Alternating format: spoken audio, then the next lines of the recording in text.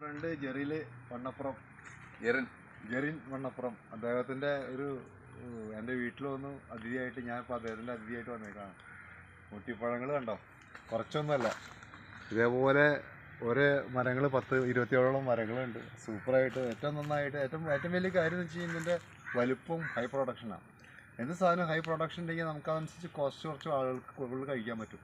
ഇതിപ്പോൾ ഒരു 100 കിലോ ഉണ്ടെങ്കിൽ ഇതിൻ്റെ സ്ഥാനത്ത് 10 കിലോ ഉണ്ടെങ്കിൽ നമുക്ക് നല്ല വിലയ്ക്ക് കൊടുത്താൽ നമുക്ക് മുതലാവുള്ളൂ. സാധനം 100 കിലോ ആവുന്ന സമയത്ത് എന്താണ്, നമുക്ക് കുറച്ച് കൊടുത്താൽ നമുക്ക് പ്രോഫിറ്റ് ഉണ്ടാവും.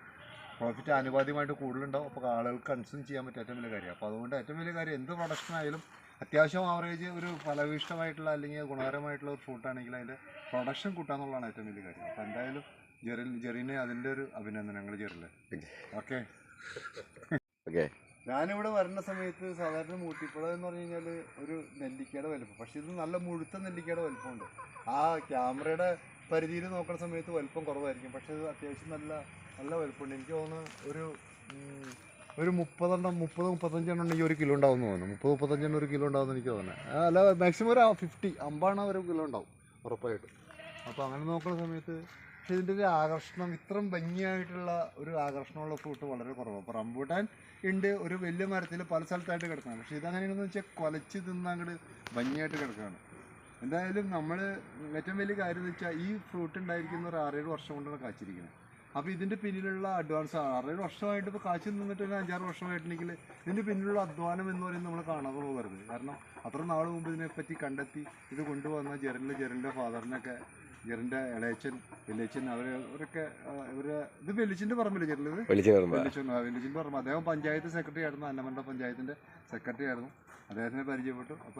അപ്പോൾ എന്ന് വെച്ചാൽ ഇവരുടെ കൺസെപ്റ്റിനാണ് നമ്മൾ കയ്യടി കൊടുക്കേണ്ടത്. അപ്പോൾ ആ കൺസെപ്റ്റ് എന്ന് മനോഹരമാവട്ടെ, എല്ലാവർക്കും നമ്മുടെ രാജ്യത്തിനും നമ്മുടെ സ്റ്റേറ്റിനും നമ്മുടെ ഗ്രാമത്തിനും വണ്ണപ്പുറത്തിനും എല്ലാവരും ഇവരൊരു പ്രശസ്തി കൊണ്ടുവരട്ടെ.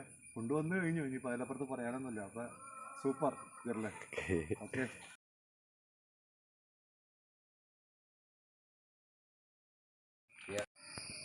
അപ്പോൾ ജെറിലും പപ്പയും നമ്മുടെ ജോയി സാറും ഇവരാണ് ഇപ്പോൾ ഈ കേരളം തന്നെ മാറ്റിമറിക്കാൻ പോണവരെന്ന് തോന്നണേ.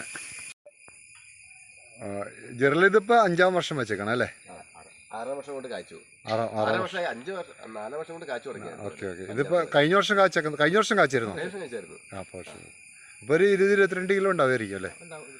അപ്പോൾ ഈ റബ്ബർ തോട്ടത്തിൽ ഏകദേശം കുറേ പ്ലാന്റ് ചെയ്ത് കഴിഞ്ഞു. അത് നല്ല ലൈൻ ഇട്ടിട്ട് ഫാം ടൂറിസത്തിന് സൂപ്പറാണ്. എന്തായാലും സംശയമില്ലാത്ത കാര്യം, ബെസ്റ്റായിട്ടുണ്ട്. ശരി.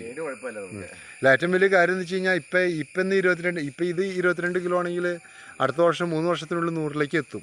ഈ പറഞ്ഞ മരിച്ച് വളപ്രയോഗവും മറ്റുള്ള കാര്യങ്ങളൊക്കെ ചെയ്തിട്ടുണ്ടെങ്കിൽ സൂപ്പറായിട്ട് വന്നിട്ടും ആയിക്കോട്ടെ. അത് സൂപ്പർ. ഓക്കെ.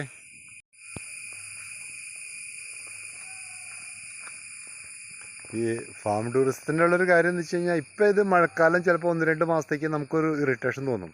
പക്ഷേ വേനൽക്കാലമാവുന്ന സമയത്ത് ആ ക്ലൈമറ്റിൻ്റെ AC ക്ലൈമറ്റ് ആയിരിക്കും ഇവിടെ. അപ്പോഴാണ് ഈ പറഞ്ഞ മാതിരി ഫാം ടൂറിസത്തിൽ വരുന്ന ആളുകൾക്ക് ഫുൾ എൻജോയ്മെൻ്റ് ആയിട്ട് മാറുന്നത്. ഒരു സംശയമില്ലാത്ത കാര്യമാണ്.